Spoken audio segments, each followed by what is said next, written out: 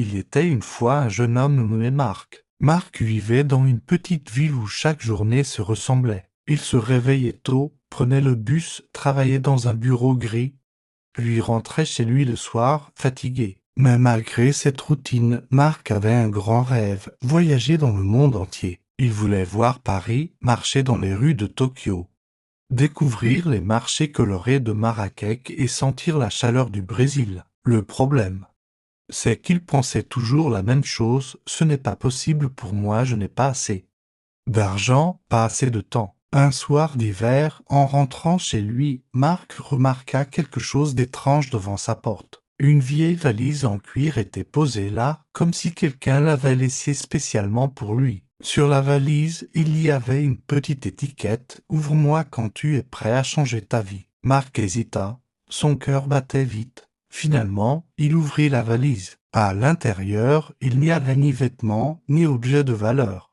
seulement des lettres, soigneusement rangées. Sur chaque lettre, un nom de ville, Paris, Tokyo, Marrakech, Rio de Janeiro, New York. Marc ouvrit la première lettre. Elle disait « Paris aujourd'hui ».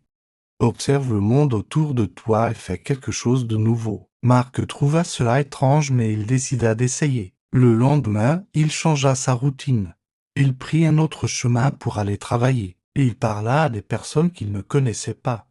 Il commença à regarder la ville différemment. Chaque jour, il ouvrit une nouvelle lettre. Chaque mission était simple, apprendre une nouvelle chose. Essayer quelque chose de différent, sortir de sa routine. Avec le temps, quelque chose changea en lui. Marc devint plus confiant. Il commença à économiser de l'argent. Il apprit même quelques mots en anglais et en espagnol. Quelques mois plus tard, Marc réalisa quelque chose d'incroyable, sa vie n'était plus la même. Un jour, il regarda la valise à nouveau.